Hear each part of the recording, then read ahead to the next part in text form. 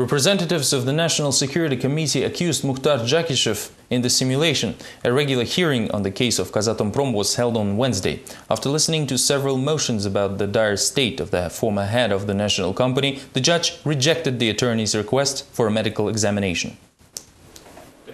On Wednesday, the doctor of the National Security Committee and deputy head of the isolation ward stated that Mukhtar Jakishev is fine and only simulates his illness. Jakishev's attorney Nurlan Besikiev reported this after yesterday's hearing and submitted a number of petitions in response. One of them requests an independent medical examination. The court, however, considered the attorney's arguments to be unreasonable.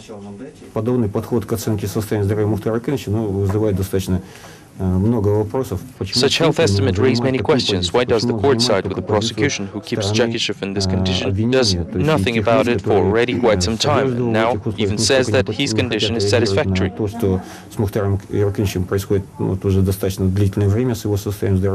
Nurlan Besikiev said that Jakishev's health condition continues to worsen. The former head of Kazatomprom refused medical treatment prescribed by the doctor of the National Security Committee, as he considered it ineffective. Additionally, the judge Nurjan Joldasbakov turned down the petition to protect case witnesses from the communication with representatives of the National Security Committee. At the moment, the judge reviews the petition to dismiss from the case the state attorney Bolat Isatayev. Nurlan Besikiev and his client still had no chance to get familiar with all case materials. Also, the defendant asked for 2-day recesses between hearings, but the court ignored the request, referring to the case consideration deadline, which is February 5th. The mail has finally reached its destination. Postmen from the unregistered party Alga submitted their letters to parliamentarians. This, however, caused the activists an unpleasant interaction with riot police, a 5-hour sitting in the police station, and an administrative hearing.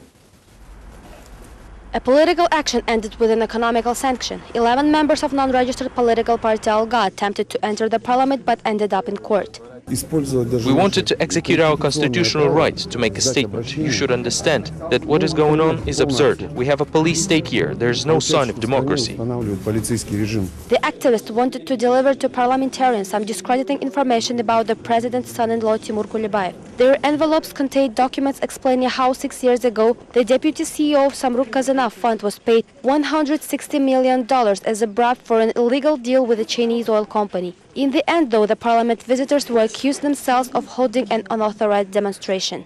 According to the data of the city administration, there was no request for a demonstration. There was no unauthorized demonstration. We just came there to submit documents and appeals to parliamentarians and senators. Then why did you wear aprons? Why not? Should we ban police uniforms or promoters' outfits too? Meanwhile, the parliament did not hear about Ablazov's letter. Senator Oralbay Abdikarimov, who is also the main corruption fighter of Nur Otan, is confident that the documents were brought to the wrong address. I have not seen the documents yet, but I read somewhere that there was an appeal to the National Security Agency. Thus, I cannot comment the situation, as this is the case for the law enforcement agencies. In the end, the members of Alga had to pay $10 each for their failed trip to the parliament. Nevertheless, the activists assured that it was worth it, since the letters did reach the intended recipients. Another trial was completed, never reaching the court. Scandalous video involving a person who looks like a parliamentarian, Sattok Pakpaev, which appeared on the internet in December 2009 as the result of video manipulation. This was determined by the National Security Committee during the investigation conducted at the request of the deputy. The analysis showed that the video was not done using the professional gear in possession of the security forces. The poor quality recording indicates that it was likely taped with Chinese equipment. All of this suggests that the videotape was edited as indicated by apparent cuts and delays, the parliamentarian said, reading the document's text. According to the National Security Committee, the video was posted no later than December 10, 2009 at the internet site, a physical server of which was located in the city of Utrecht in the Netherlands. Company BTA Mortgage responded on Wednesday to the pocket of mortgages by setting up a press conference for journalists. The organization's managers described in detail the implementation of the new program Social Real Estate Fund, which will offer their borrowers to defer payments by almost 1.5 years. Mortgages themselves, though, were not satisfied with these innovations. BTA Mortgage is offering its borrowers to stop the repayments of their credit. People are offered to move to different apartments for 18 months and pay for utilities only. At the same time, their own housing will be transferred to the ownership of the mortgage organization. The new program is available for disabled people, families with many children, and those who lost their breadwinner. We simply give this property for use for 1.5 years. After this period, we will sit down with those families and try to solve the problem. Most likely, the discussion will be about the prolongation of the same conditions. The rest of the problematic debtors are offered by the BTA Mortgage to place their apartments on the organization's balance and then rent them for the next 11 months, while repaying the primary credit at the same time. Mortgagors do not like BTA proposals. They have already picketed in front of the company's offices. Everywhere it is said not to touch the housing, not offer it for sale, and not to involve courts as the help will be provided. They, however, are still placing our apartments on their balance. This is the only housing we have. Instead, they want to give us some apartments in Talgat.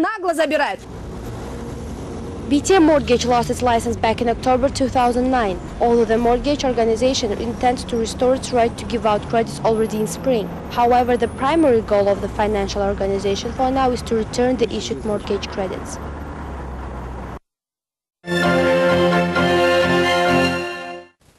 A new emergency in the country. An explosion at one of the mines of Kazakhmys Corporation in East Kazakhstan region killed 2 people. The emergency ministry reported that a spontaneous firing of explosives took place on Tuesday morning at the 12th level of Orlovsky mine. As a result, 1 rigger died on the spot, another was injured and is now in the hospital. In the aftermath of the explosion, a 10-people paramilitary rescue squad of the emergency ministry was involved. A similar emergency can happen in Pavlodar, although at a much larger scale. Supposedly, there is more than a ton of unsupervised ammonia located on the territory of the city meat processing plant. Experts say that even a slightest spark might result in an explosion. There is an explosion hazard at Pavlodar meatpacking plant. The enterprise was idle for more than 6 months. However, its employees said the large quantity of ammonia was left in the refrigerator. According to the most recent documents, 1.390 tons were added to the storage, and no one knows how much ammonia was already there because the system is very big. Emergency services said that there is nothing to worry about, but will inspect the plant just to make sure. Ignition is possible with the volume concentration of about 11%, and there is a chance of explosion if it reaches 28%. But I state right now that there is no ammonia at the plant.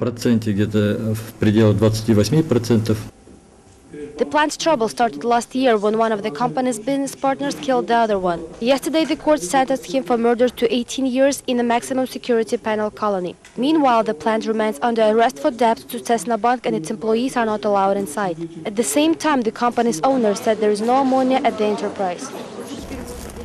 Employees said that while property redistribution took place at the plant, many workshops were taking apart for scrap metal. If looters will eventually reach refrigerators, it will not end well for Pavlodar residents. Moreover, in spring, the hazardous substance will start vaporizing. There are only 2 ways out of the situation: to pump out ammonia or relaunch the plant.